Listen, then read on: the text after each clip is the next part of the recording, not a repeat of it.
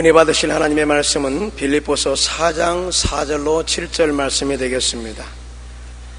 빌립보서 4장 4절로 7절 말씀 다같이 합독하시겠습니다. 주 안에서 항상 기뻐하라. 내가 다시 말하노니 기뻐하라. 너희 관용을 모든 사람에게 알게 하라. 주께서 가까우시니라. 아무것도 염려하지 말고 다만 모든 일에 기도와 간구로 너희 구할 것을 감사함으로 하나님께 아뢰라. 그리하면 모든 자기에 대한 하나님의 평강이 그리스도 예수 안에서 너희 마음과 생각을 지키시리라. 아멘. 오늘 저는 여러분과 함께 행복의 조건이라는 제목으로 은혜를 나누고자 합니다. 행복을 갖는 데는 내적 외적인 많은 조건이 있습니다. 그러나 그 중에서 제일 중요한 조건이 마음입니다. 마음이 불행하면 환경적인 조건은 아무리 잘 구비해도 행복은 다가오지 않습니다.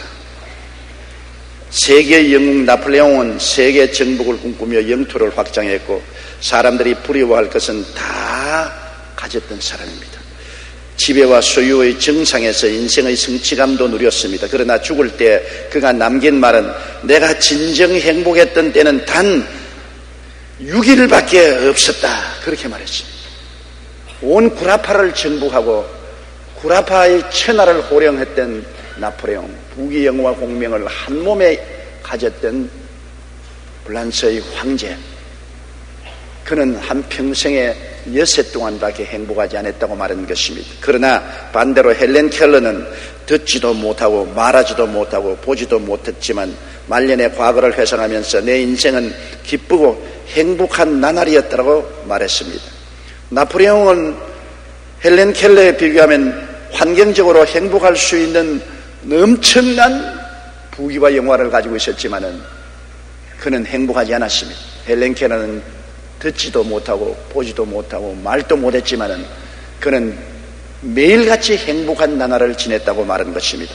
인생의 행복은 그러므로 소유와 지배가 아닌 마음에 있다는 것을 우리가 잘 알 수 있는 것입니다. 첫째로 마음의 행복의 첫째 조건은 마음의 평안인 것입니다. 마음이 편안하지 못하면 아무리 좋은 집에서 호의호식하고 살아도 행복은 오지 않습니다. 마음의 평화가 있으면 초가상칸에 산나물을 먹고 살아도 행복합니다. 마음의 평화는 행복의 가장 중심적인 요소가 됩니다. 그런데 이 세상에 살면은 마음의 평화를 깨뜨리는 많은 일들이 생겨나는 것입니다. 죄책으로 인한 양심의 고통도 마음의 평화를 깨뜨립니다. 나는 한 자매님이 신앙 상담을 왔는데 이런 이야기를 한 것이 기억이 납니다. 고생해서 어머니가 외딸을 청춘 과부가 되어서 대학까지 졸업시켜 좋은 청년에게 짝을 매어 주었습니다. 그리고 사위와 딸과 함께 한 집에 살았는데 사위와 딸의 사랑을 듬뿍 받고 살았으나 몸이 아파서 한시도 편안하지 못했습니다. 그렇기 때문에 딸이 어머니를 걱정해서 멀리 가지를 못해요. 남편이 한 번은 외국으로 출장을 가게 됐는데 남편이 그 부인 보고 당신도 같이 따라가자 그랬습니다. 그런데 딸은 어머니 건강 때문에 머무하고 있으니까 어머니가 강요를 합니다. 야, 나는 갔다가 없다. 괜찮다. 남편 따라 갔다 오너라. 내가 밥 지어 먹고 집 지키고 있을 테니 두려워 말고 갔다 오라고. 어머니가 강청하고 또 남편 따라 외국에 같이 가고 싶으니까 외국에 출장을 갔습니다. 갔다 와서 집에 오니까 집이 문이 채여서 열리질 않아요. 아무리 흔들어도 안 돼요. 열쇠공을 불러서 따고 들어가니까 어머니가 세상을 떼었습니다. 거기에 그 딸은 엄청난 마음의 고통과 충격을 받았습니다. 내 때문에 어머니가 세상을 떴다. 내가 집에 있었으면 어머니를 살렸을 것인데 내가 남편하고 여행을 갔기 때문에 어머니를 돌보지 못해서 죽었다. 내가 어머니를 죽였다는 그 죄책감에 너무나 고통스러워서 몇 번이나 자살을 기도했습니다. 그 마음의 고통에 견디다 못해서 저에게 신앙 상담을 왔습니다. 그래서 그 자매님에게 말했습니다. 자매님, 어머님이 지금 살아계신다면 자매님 보고 뭐라고 말하겠습니까? 야, 남편하고 잘 다녀왔다. 그것이 내 소원이다. 그렇게 말씀하지 않겠습니까? 왜 내가 나를 버리고 남편 따라 해외에 갔기 때문에 내가 죽었잖냐, 그렇게 말하시겠습니까? 아니지요. 어머니는 활짝 웃으시면서 남편하고 잘 다녀왔다, 내가 행복하니 나도 대단히 행복하고 기쁘다, 그렇게 말했을 것입니다. 그뿐 아닙니다. 하나님 아버지께서는 당신 같은 죄를 속하기 위해서 그 아들 예수님을 세상에 보내셔서 십자가에 못 박게 하십니다. 엄청난 고통을 감내하면서 당신의 죄를 다 짊어지고 보혈을 흘려 청산해서 하나님께서는 예수님을 통해서 당신을 용서해 주었습니다. 이제 문제는 당신 어머니도 당신을 용서해 주었고 하나님도 예수 그리스도의 보혈을 통하여 당신을 용서해 주었으니 당신이 당신을 용서해 주어야 되는 것입니다. 당신이 당신을 용서하지 않으면 안 됩니다. 그것이 교만입니다. 어머니도 용서하고 하나님조차 용서해 주었는데 당신이 당신을 정죄하고 용서하지 못한다면 교만입니다. 그러므로 하나님 앞에서 용서를 받아들이고 당신을 용서해 주십시오. 안수하고 기도해 주었습니다. 예수님의 보혈을 의지하고 자기를 용서하고 난 다음 마음에 평안을 얻고 그 다음부터 그런 새로운 삶을 시작하는 것을 보았습니다. 죄책으로 인한 양심의 고통은 심각합니다. 에레미야가 3장 39절에 살아있는 사람은 자기 죄들 때문에 벌을 받나니 어찌 원망하려고 말하고 있는 것입니다. 또한 이 세상 법을 어기고 법적인 조치를 당할 때 굉장히 불안합니다. 저희 신앙상담에 오는 여러 사람 중에 세상적인 법적 소송에 걸리고 또한 검찰에 불려가서 조사를 받고 엄청난 마음의 압박과 고통을 당하면서 신앙상담 오는 사람이 있습니다. 그의 삶은 사는 것이 아닙니다. 지옥불에 들어가 있는 같은 고통을 가지고 눈물을 흘리며 상담을 하고 기도를 받으러 오는 것입니다. 나는 그때마다 말합니다. 하나님의 자비와 긍휼을 구하십시다. 하나님은 가장 자비하시고 긍휼하신 분이므로 사람의 형편을 하나님이 잘 아시기 때문에 하나님을 의지하면 하나님이 이 사건 속에 들어와서 하나님이 가장 큰 자비와 긍휼을 베풀어 주실 것입니다. 성경에는 하나님을 사랑하는 자 곧 그 뜻대로 부르심을 입은 자들에게는 모든 것이 합력하여 선을 이룬다고 했으니 비록 잘못된 것일지라도 회개하고 예수님께 내어 맡기면 주님께서 모든 것이 합동하여 선을 이룹니다. 하나님이 하나님 되시는 것은 악으로 선이 되게 하는 권세를 가지고 계시기 때문에 하나님이십니다. 이러한 슬픔과 고통도 하나님께 내어 맡기면 하나님이 선으로 바꿀 테이니 하나님께 내어 맡기고 의지하고 마음의 평안을 갖자고 제가 늘 그런 말을 합니다. 이사야 8장 22절에 보면 땅을 굽어봐도 환난과 흑암과 고통과 흑암뿐이라고 말한 것처럼 세상의 법을 어기고 법적 조치를 당할 때 당하는 불안이 바로 땅을 굽어봐도 환난과 흑암과 고통과 흑암뿐인 이런 심정인 것입니다. 그럴 때 하나님이 없는 사람은 그 고통 가운데 몸부림치지만은 하나님의 자비와 긍휼을 의지하고 하나님 손에 맡기면 하나님은 악을 선으로 바꾸시는 능력을 베풀어 주시기 때문에 언제고 하나님은 선한 역사를 베풀어 주실 것을 알고 평안을 가질 수가 있는 것입니다. 또한 우리를 불안케 하는 것은 대인관계의 갈등인 것입니다. 집안에 남편과 아내가 서로 마음이 맞지 않아 갈등을 느끼면 불안한 것입니다. 부부 싸움을 하고 그날 직장에 나가서 편안하게 일할 남편도 없고 남편과 다투고 집안일이 되지를 않습니다. 부부 갈등은 마음의 불안의 큰 요소인 것입니다. 아무리 환경이 아름다워도 부부간에 갈등이 심하면 큰 불행을 겪게 되는 것입니다. 부모 자식 간의 갈등도 한 가지인 것입니다. 부모 자식이 서로 대결하여 싸우게 되면 얼마나 큰 불행이 다가오는지 몰라요. 이웃과도 그렇고 사회적으로도 서로 대결하면 갈등입니다. 우리 한국 사회가 지역 간 갈등이 있지요, 노사 간 갈등이 있지요, 계층 간 갈등이 있지요. 이런 갈등 때문에 한국에 불안하고 평안하지를 않습니다. 갈등이 화해되어야 되는 것입니다. 갈등을 해결할 수 있는 분은 하나님밖에 계시지 않습니다. 하나님 앞에 나가서 모든 마음을 털어놓고 하나님을 의지하고 하나님을 앙망할 때 하나님의 성령의 능력이 오셔야 갈등이 해결되지 인위적으로 갈등 해결이 되지 않은 것을 우리는 잘 알고 있는 것입니다. 잠언서 14장 10절에 마음의 고통은 자기가 안다고 했는데 모든 사람이 갈등 때문에 마음의 고통을 가지고 있습니다. 이 마음의 고통은 하나님이 와서 해결해 주시면 내가 마음의 평안이 오면 남에게도 평안을 전달할 수가 있는 것입니다. 자꾸 남의 탓을 하지 말고 내가 하나님 앞에서 내 갈등을 하나님 앞에서 해소하고 내가 평안해지면 다른 사람에게 평안을 전달할 수가 있는 것입니다. 생활의 고통도 거대한 불안으로 작용하는 것입니다. 우리가 직장 잃어버릴까 생각할 때 마음이 고통스럽지요. 사업이 안 될까 생각할 때 고통스럽지요. 경제적으로 유지할 수 없을 때 고통스럽지요. 오늘 우리 한국의 경제가 바닥을 때리니까 많은 서민층이 굉장히 고통을 당합니다. 그것이 어디에 나타납니까? 바다 이야기 속에 나타나는 것입니다. 왜냐하면 이판저판 사판이니 논 팔고 집 팔아서 에라 일확천금을 해보자, 어떻게 대박이 터지면 살아볼 것이다. 그래서 바다 이야기에 끌려 들어가서 모조리 바다에 빠져 죽고 있는 것입니다. 이런 불행이 어디 있습니까? 이것은 한국의 사회가 안정되지 못하고 불안하기 때문에 이 불안을 이용해서 돈벌이 하려고 하는 사람들이 생겨난 것입니다. 안정되고 평안하면 바다에 뛰어들어가지 않습니다. 육지에 있지 왜 바다에 뛰어들어가는 것입니까? 그러므로 이러한 것은 우리 한국의 현실이 불안 속에 있다는 것을 증명하고 있는 것입니다. 우리는 생활의 고통의 불안은 하나님께 의지하지 않고는 해결될 수 없습니다. 마음의 평화를 얻기 위해서는 예수님에게 들어와야 됩니다. 예수님이 수고하고 무거운 짐진 자들은 다 내게로 오라. 내가 너희를 쉬게 하리라. 나는 마음이 온유하고 겸손히 나의 멍에를 메고 내게 배우라. 그래야만 너희 마음에 쉼을 얻으리라.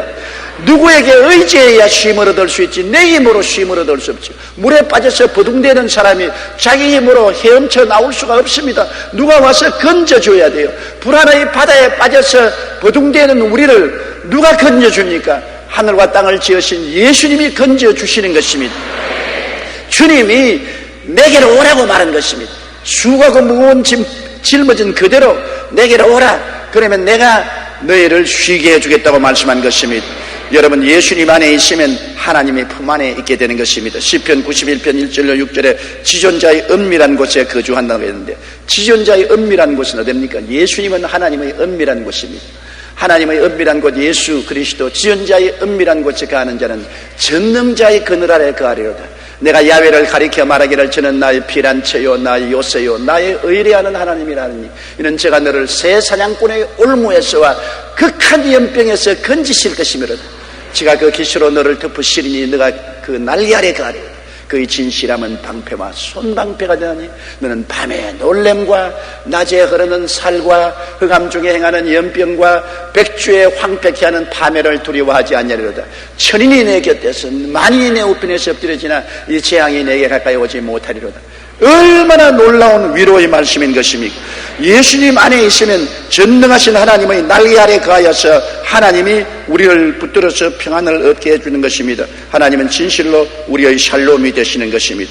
그렇기 때문에 성경은 너희 염려를 다 주께 맡겨라. 그래야만 제가 돌보시라고 말한 것입니다. 더구나 시편 23편 4절에 보면 내가 사망의 엄침한 골짜기로 다닐지라도 해를 두려워하지 아니할 것은 주께서 나와 함께 계심이라.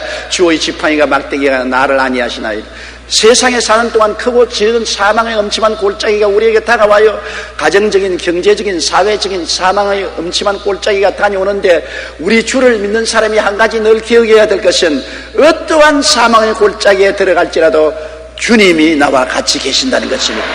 모든 일가 친척 형제들이 다 떠날지라도 주님이 같이 계신다.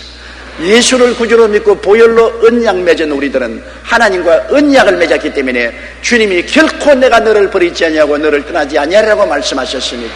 사망의 엄침한 골짜기에 주님께서 같이 계시면 주님은 목자로서 지팡이와 막대기를 가지고 같이 계십니다. 지팡이는 길을 여시고 막대기는 보호하여 주시는 것입니다.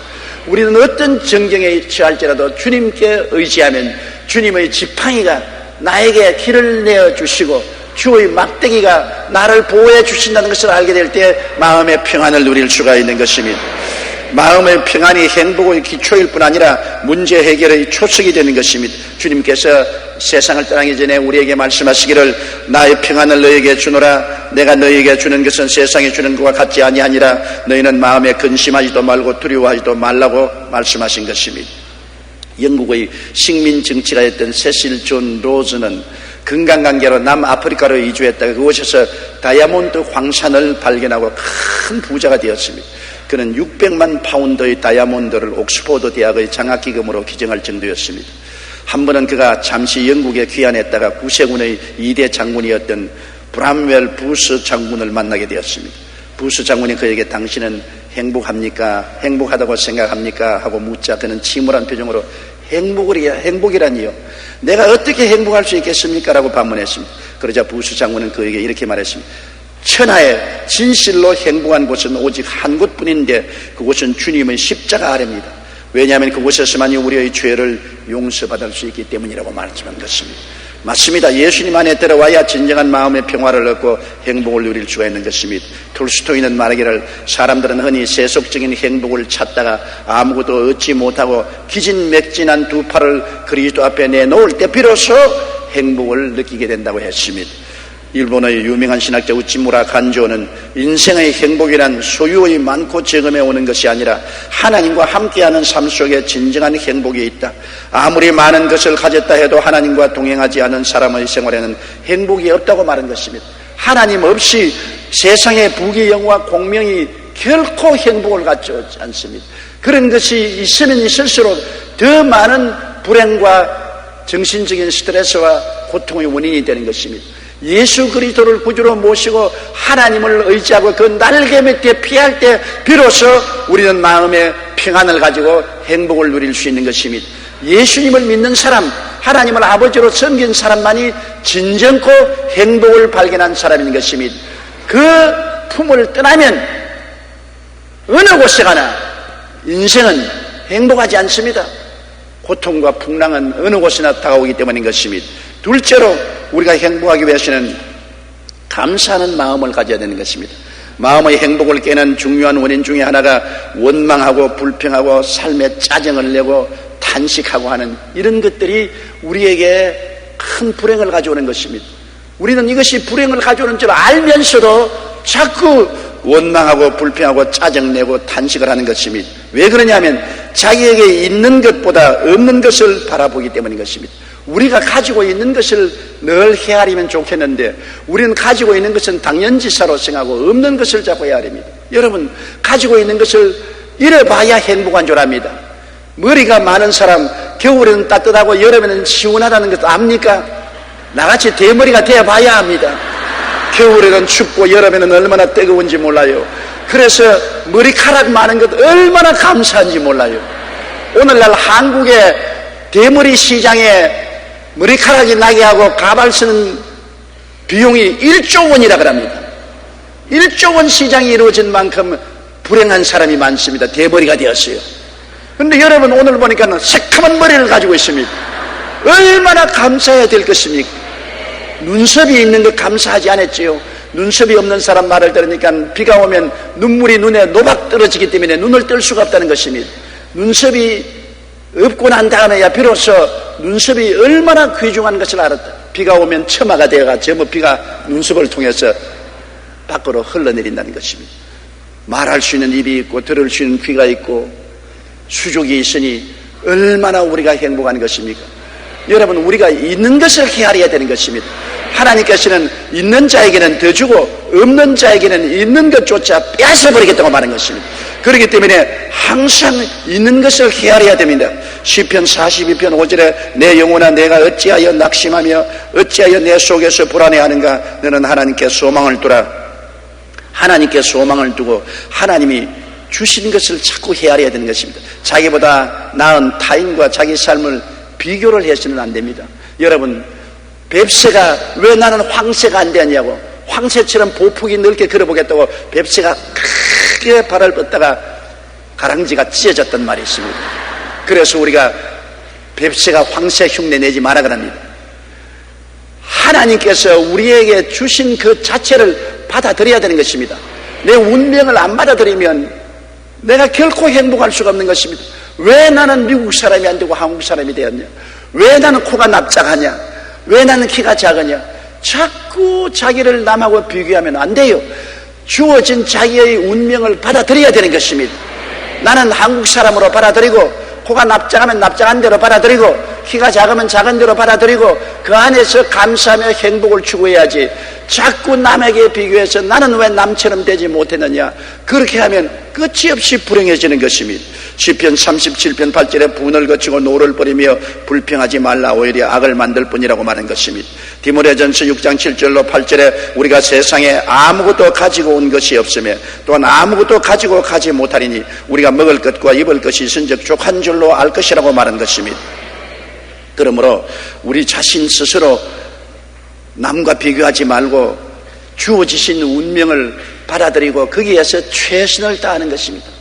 나는 왜 부잣집 자식으로 태어나지 못했는가? 자꾸 생각해보면 불평만 하겠지 운명이 바뀌지 않습니다. 나는 가난한 집에 태어났으면 근검전략하고 가난한 사람으로서의 최선을 다하고 살면서 꿈을 가지고 하나님께 기도하고 노력해서 나도 부자가 되려고 애를 쓸 따름이지, 불평 원망해서는 안 되는 것입니다. 미국의 유명한 상담가 에비 박사에게 15살 난 소녀가 편지를 썼습니다. 나는 불행합니다. 나는 독방도 없고 부모의 간섭은 심하고 나를 믿어주지도 않습니다. 나를 청해주는 남자친구도 없고 좋은 옷도 없습니다. 나의 장래는 암담합니다. 나는 죽고 싶습니다. 그런 편지를 썼습니다. 그런데 이 편지를 신문에 읽은 13세 소녀가 이런 글을 투고했습니다. 요사이 말한 댓글을 남겼습니다. 나는 걷지 못하는 소녀입니다. 사람이 보고 말하고 걷는 것이 얼마나 큰 행복입니까? 당신은 볼 수 있고 들을 수 있고 말할 수 있고 사지가 멀쩡하지 않아요. 그러나 나는 걷지 못하는 불구자입니다. 휠체어에 앉아 있습니다. 비록 걷지 못하지만은 나는 볼 수 있는 눈이 있고 들을 수 있는 귀가 있고 말할 수 있는 입이 있는 것만 해도 너무나 감사합니다. 나는 다리가 없어서 못 걷지만은 충분히 있는 것으로 만족합니다. 그런 댓글을 올렸습니다. 행복은 있는 것을 감사하는 데 있습니다. 다른 사람과 비교하지 않고 자신이 받은 복을 헤아리는 사람만이 감사의 마음을 가질 수 있는 것입니다. 그렇기 때문에 내가 받은 복을 헤아보아라고 찬송가에 말하고 있지 않습니까? 내가 받은 복을 자꾸만 헤아보십시오. 마음에 원망, 불평, 짜증, 탄식이 나올지라도 내가 가지고 있는 것, 받은 것을 감사하고 남에게 비교하지 마십시오. 남은 나무의 팔자고 내 팔자는 내 팔자입니다. 내가 나무 팔자 따라갈 수가 없어요. 내 팔자 내 것이니 내 팔자에 만족하고 충실하게 인생을 살아갈 때 행복을 가져올 수가 있는 것입니다. 알랭은 말하기를 남보다 나은 점에서 행복을 구한다면 영원히 행복하지 못할 것이다. 왜냐하면 누구든지 남보다 한두 가지 나은 점이 있어도 전부가 뛰어날 수는 없기 때문이다. 행복이란 남과 비교해서 얻는 것이 아니라 스스로 있는 것을 만족하는 데서 얻는 것이라고 말했습니다. 이 말을 우리가 유의해 볼 가치가 있습니다. 우리가 감사하는 마음을 가지기 위해서는 항상 매일같이 받은 복을 헤아리십시오. 심신의 건강, 가정, 직장, 현실의 삶 등에서 있는 것을 늘 헤아리는 그러한 의지적인 노력이 필요한 것입니다. 시편 103편 2절에 내 영혼아 야훼를 송축하며 그의 모든 은택을 잊지 말라. 하나님이 주신 은택을 기억하고 일일이 헤아려서 하나님께 감사를 드리는 것입니다. 에베소 5장 20절에는 범사에 우리 주 예수 그리스도의 이름으로 항상 아버지께 감사를 하라고 말한 것입니다. 그리고 다른 사람을 복되게 하려고 노력해야 감사한 삶을 살 수 있는 것입니다. 자꾸 내 중심으로 나에게 주시옵소서, 내게 주시옵소서 당잡하게 되는 것이 없습니다. 어찌한지 다른 사람을 행복하게 만들려고 노력해 보십시오. 남편은 아내를 행복하게 하려고 노력해 보십시오. 아내들은 남편을 행복하게 만들려고 노력해 보십시오. 자녀들은 부모를 기쁘게 하려고 노력을 한번 해보십시오. 그런 데서 감사할 일들이 생기고 행복이 찾아오는 것입니다.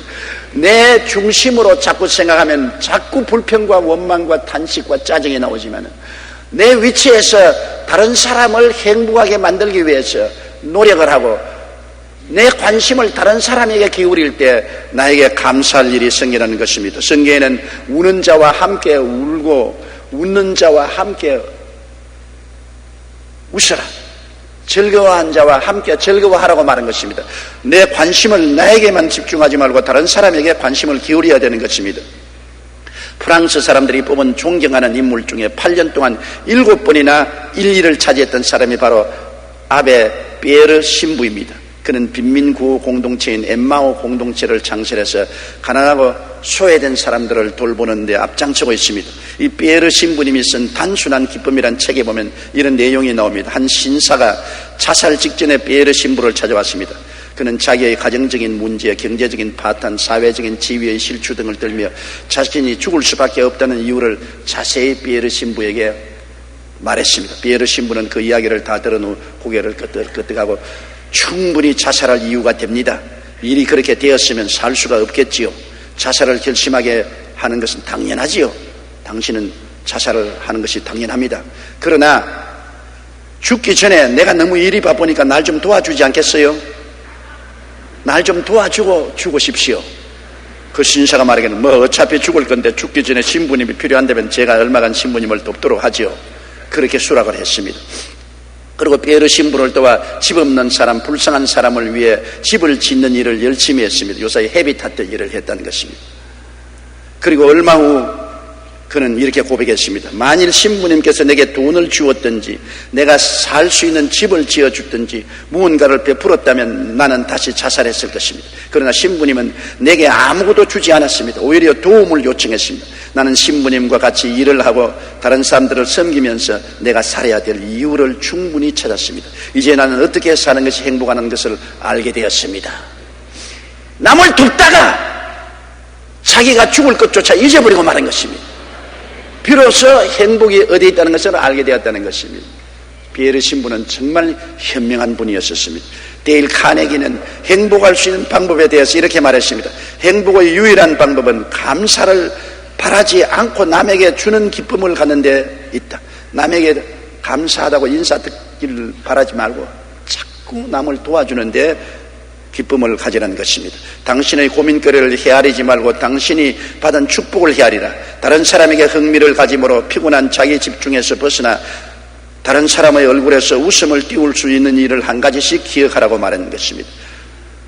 프리올이라는 사람은 행복한 사람이 되고 싶거든 남을 기쁘게 하는 것을 배우라고 말하는 것입니다.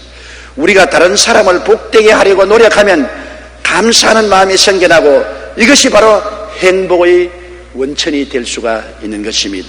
오늘 많은 가정적인 불행은 이기주의 때문에 그런 것입니다. 남편은 아내와 자식들 보고 나를 섬기라고 말하고 아내는 남편 보고서 당신은 나를 섬겨라, 자녀들도 나를 섬기라고 하는 것입니다.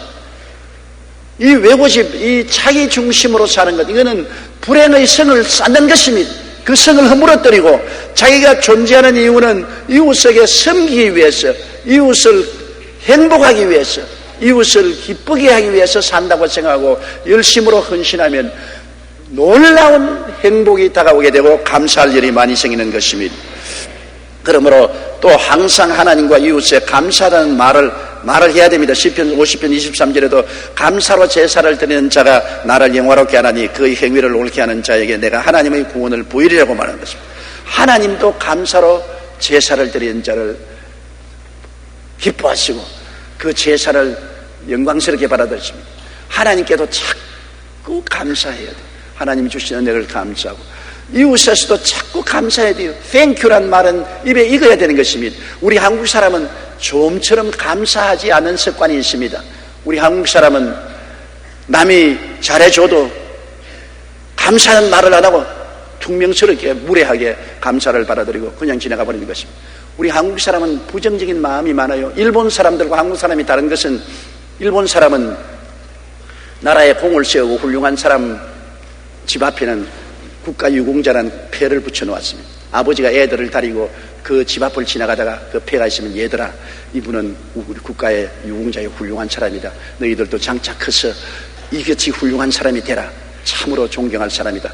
이러고 지나갑니다. 근데 한국 사람은 그러한 훌륭한 사람 집에 유공자의 패가 붙었으면 야, 이 새끼 여기에 있었구나. 이 개새끼 같은 거. 뭐 동작 이 새끼라 그럽니다. 아, 훌륭하고 좋은 일을 한 사람이 칭찬받고 흠모를 받아야 될 것인데 우리 한국은 그런 사람이 있으면 당장 개새끼요. 야, 이 개새끼 여기에 살았구나. 그럼 자식들이 뭐라고 합니까? 아버지, 개새끼가 살고 있군요. 성공한 사람은 전부 개새끼군요. 이렇게 되지 않겠습니까? 이래서 우리 한국 사회가 이렇게 분란이 많은 것입니다. 조금이라도 남보다 두각을 나타내면 어찌하든지 바지가랑이 끌어내려야 되는 것입니다. 어찌하든지 상처를 입히고 죽여야 돼요. 우리 한국 민족성은 이것을 고치지 못하면 결코 이 시점에서 발전하지 못합니다. 자꾸 남을 격려해주고 남에게 감사하고 칭찬하고 힘을 주어야 되는 것입니다. 아내 여러분, 남편을 감사하고 자꾸 격려해 주십시오. 남편 여러분도 아내를 칭찬하고 자꾸 격려해 주십시오. 사람은 격려와 감사를 먹고 사는 동물인 것입니다. 하나님도 감사할 때 기뻐하시는데, 하나님의 형상과 모양대로 지음받은 인간이 감사를 받을 때 얼마나 기뻐합니까? 칭찬받을 때 얼마나 용기가 생기는 것입니까? 이러한 것을 우리가 다 알면서 실천하지 않습니다. 더구나 우리 한국은 오랜 식민지 생활에 짓밟혔기 때문에 마음이 삐뚤어져 가지고서 남을 존경하고 감사하고 칭찬할 줄 모르는 민족성을 가지고 있으므로 이것을 우리가 회개하고 고쳐야 되는 것입니다. 셋째로, 우리가 행복하기 위해서는 관용하는 마음이 있어야 되는 것입니다. 관용하지 못하는 사람은 결코 행복하지 못해요. 마음이 고통의 감옥에 갇히는 것입니다. 마태복음 18장 28절로 35절에 예수께서 이런 말씀을 하셨습니다. 한 임금이 1만 달란트 빚진 사람을 잡아와서 너 빚을 갚아라. 못 갚으면 너희 채자를 다 팔아서 빚을 거두겠다 했습니다. 이 사람이 땅을 치고 울며 살려달라고 통곡하니까 왕이 불쌍히 여겨서 1만 달란트를 다 탕감해버리고 해방시켰습니다. 좋다고 춤을 추며 왕궁 밖에 나왔다가 100단야르니 적은 빚을 진 친구를 만나죠. 멱살을 잡고, 야 이놈아 100단야르니 갚아라. 아유, 시간만 주면 내가 갚겠으니 말미를 달리기는 무슨 웃기는 소리 하냐. 그리고 당장 감옥에 쳐넣습니다. 이를 본 이웃이 너무나 분도해서 왕에게 보고를 했습니다. 왕이 1만 달란트 용서해준 그 사람은 자기 친구 100데나리 빚진 사람을 잡아서 돈 안 갚는다고 감옥에 쳐넣었습니다. 왕이 분노해서 도로 잡아오더라. 잡아오니까 왕이 말하기를, 나는 1만 달란트를 네가 통곡하고 탄식하며 용서를 구하기 때문에 다 탕감해 주었는데 어찌 친구의 100데나리온을 용서해 주지 못하고 잡아서 감옥에 넣냐. 이놈을 감옥에 집어넣고 1만 달란트를 갚을 때까지 고생을 시켜라. 그렇게 말씀하시고 난 다음 주님께서 왕이 한 말을 들어라. 너희도 너희 이웃을 용서하지 않으면 하늘에 계신 아버지가 이처럼 하시리라. 그것은 뭐냐? 우리가 이웃을 용서하지 못하면 우리 마음이 감옥에 갇힐 것이라는 것입니다. 감옥에 갇히고 평안할 사람이 있겠습니까? 마음이 감옥에 갇혀 있어서 고통을 당하면 행복하지 않잖아요. 우리 마음이 무언가 감옥에 갇히고 고통스럽고 괴로운 것은 이웃을 용서해 주지 못하기 때문에 하나님께로부터 심판을 받는 것이라고 예수님께서 말씀한 것입니다. 그렇기 때문에 성경에 주님께서는 악을 악으로 갚지 말고 선으로 악을 이기라고 말하는 것입니다. 마태복음 5장 38절로 42절에 또 눈은 눈으로 이는 이로 갚으라 하였다는 것을 너희가 들었으나 나는 너희에게 이르노니 악한 자를 대적하지 말라. 누군지 내 오른편 뺨을 치거든 왼뺨을 돌려대며 너를 고발하여 속옷을 가지고자 하는 자에게는 그들까지 가지게 하며 또 누구든지 너로 억지로 오리를 가게 하거든 그 사람과 심리를 동행하라고 말한 것입니다. 정말 엄청난 것을 요구하는 것입니다. 그러나 주님은 이렇게 함으로 말미암아 마음에 행복을 가지고 평안을 누릴 수 있다.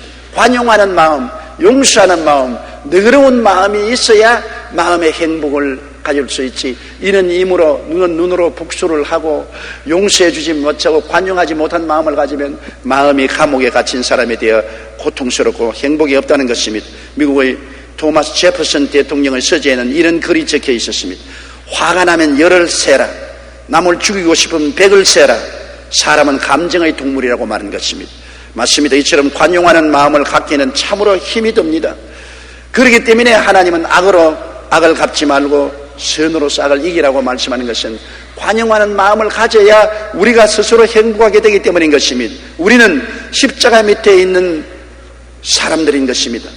내가 십자가 밑에서 한없는 죄를 용서받았으면 남의 죄를 용서해 주어야 될 빚을 지고 있는 것입니다. 여러분 정말입니다. 성경에는 내가 나에게 죄 지은 자를 용서해 준 것 같이 나의 죄를 용서해 달라고 말하는 것입니다. 나는 죄를 용서해 줄 빚을 진 사람이겠습니다. 내 개인의 죄가 얼마나 많습니까? 사람들은 자기의 개인의 죄는 다 덮어버리고 남의 죄만 다 덜치워내는데 사실은 하나님 앞에 우리 개인의 죄를 다 덜치워내면 머리털보다 더 많은 죄가 우리를 정죄할 것입니다. 그 많은 죄를 예수님이 십자가에서 몸짓고 피 흘려 우리를 용서하여 주시고 사랑하고 돌봐 주셨는데, 그 은혜를 생각하면은 내가 이웃을 용서해야 될 의무가 있고 책임이 있고 빚을 지고 있는 것입니다. 에베소 4장 32절에 서로 친절하게 하며 불쌍히 여기며 서로 용서하기를 하나님이 그리스도 안에서 너희를 용서하심과 같이 하라고 말한 것입니다. 골로새 3장 13절에 누가 누구에게 불만이 있거든 서로 용납하여 피차 용서하되 주께서 너희를 용서하신 것 같이 너희도 그리하라. 주님께서 우리를 용서해 준 것처럼 우리도 이웃을 용서해 주라. 원든지 원치 않든지 이것이 우리의 의무요 우리의 책임인 것입니다. 우리가 용서의 빚을 진 사람으로 용서의 빚을 갚아야만 되는 것입니다.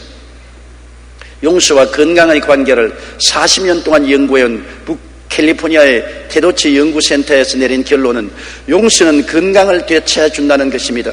분노, 배신감, 상한 마음을 해결하지 못하고 관용하지 못하는 사람은 육체적, 정신적, 영적 고통을 일으킨다는 것입니다. 루이스 B. 스미데스는 잘못을 저지른 사람을 잘못에서부터 풀어줄 때 당신은 당신의 내면 세계에서 자라던 악성 종양을 제거하는 것과 같다, 그렇게 말했었습니다. 죄수 한 명을 해방시켜 주었는가? 그 죄수는 바로 당신 자신이라고 말한 것입니다. 관용하지 못한 사람은 마음이 고통의 감옥에서 벗어나지를 못하는 것입니다. 넷째로 행복하기 위해서는 사랑을 실천하고 살아야 되는 것입니다. 성경에는 하나님은 사랑이시라고 말합니다. 태양이 온 천지를 비추는 것처럼 하나님은 사랑으로 온 천지를 비추시는 것입니다. 예수님은 십자가는 하나님의 사랑이 명명백백하게 나타난 것입니다. 하나님이 우리를 이처럼 사랑하사 독생자를 주셨습니다. 외아들 예수님은 우리를 사랑하사 자기를 몸짓고 피 흘려 주신 것입니다. 죄를 짓고 불의하고 추악하고 정죄받아 우리가 매달려야 될 십자가에 주님이 대신 매달리는 것은 큰 사랑이 나타나는 것입니다. 하나님의 사랑은 헛소리가 아닌 것입니다. 증명된 사랑인 것입니다. 하나님은 아들을 주심으로 사랑을 증명했고 아들은 목숨을 주심으로 우리에게 사랑을 증명했습니다. 우리도 그러므로 입술로만 사랑하지 말고 실천함으로 증명함으로 사랑을 표현해야 되는 것입니다. 여러분, 사랑하는 자들아, 하나님이 이같이 우리를 사랑하셨은즉 우리도 서로 사랑하는 것이 마땅하다고 요한일서 4장 11절에 말하고 있는 것입니다. 사랑은 자기를 희생하여 이웃을 섬기는 것이 사랑인 것입니다. 우리 기독교의 계율은 뭡니까? 모세를 따라온 이스라엘 백성들은 시내산에서 십계명을 계율로 받았습니다. 하나님의 백성으로 선택되었으면 반드시 지켜야 될 계약 조건이 있습니다. 그 계약 조건이 십계명입니다. 내 앞에 다른 신을 두지 말라, 우상에 절하지 말라, 하나님의 이름을 망령되이 부르지 말라, 안식일을 거룩히 지켜라, 내 부모를 공경하라, 살인하지 말라, 간음하지 말라, 도둑질하지 말라, 내 이웃을 거짓증 가지 말라, 내 이웃을 탐하지 말라. 이것은 이스라엘이 선민 계약을 맺은 조건이 바로 이 십계명인 것입니다. 우리 예수 믿는 사람은 예수 그리스도의 보혈로 말미암아 믿음으로 구원을 받는 계약을 맺었는데 이 계율은 뭡니까? 우리가 믿음으로 구원받은 선민인 우리들이 지켜야 될 계명은 사랑인 것입니다. 내가 너에게 새 계명을 주노니 서로 사랑하라.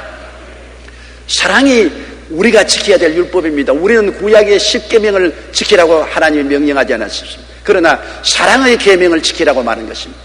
그렇기 때문에 사랑은 내 자신을 희생하여 이웃을 섬기는 것이 사랑인 것입니다. 요한복음 13장 34절로 35절에 새 계명을 너희에게 주노니 서로 사랑하라. 내가 너희를 사랑한 것 같이 너희도 서로 사랑하라. 너희가 서로 사랑하면 이로써 모든 사람이 너희가 내 제자인 줄 알리라고 말씀한 것입니다. 로마서 12장 10절에 형제를 사랑하여 서로 우애하고 존경하기를 서로 먼저 하라고 말씀하신 것입니다. 사랑을 실천할 때 하나님이 함께 계시고 하나님이 함께 계실 때 큰 행복이 다가오는 것입니다. 주의 앞에는 충만한 기쁨이 있고 주의 오른쪽에는 영원한 즐거움이 있다고 시편 16편 11절에 말한 것입니다.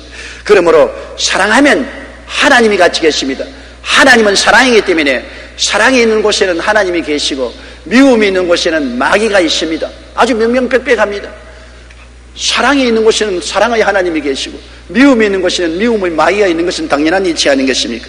요한복음 14장 23절에 사람이 나를 사랑하면 내 말을 지키리니 내 아버지께서 그를 사랑하실 것이요 우리가 그에게 가서 그처를 그와 함께 하리라고 말한 것입니다. 사랑하면 하나님이 함께 해주시는 것입니다. 슈바이처가 운영하는 아프리카의 랑바레네 병원에서 구전일을 도맡아 하는 미모의 간호사가 있었습니다. 그녀의 이름은 마리아 프레밍거입니다. 그녀는 헝가리 귀족의 딸로 한때 재색을 겸비한 최고의 미인으로 많은 사람의 흠모의 대상이 되었습니다. 또한 모든 악기 연주에 능해서 비엔나에서 가장 유명한 연극 배우로 명성을 떨쳤습니다. 그러나 그녀는 두 번이나 결혼에 실패하고 현실의 삶에 절망했습니다. 그러던 어느 날 우연히 슈바이처의 찬송가 연주를 듣고 지금까지 내 인생을 허상뿐이었다, 남을 위한 삶에 진정한 가치가 있다라고 하면서 아프리카로 건너가 20년 동안 슈바이처가 운영하는 병원에서 흑인 병자들을 위해 사랑을 베풀다가 여생을 마쳤습니다.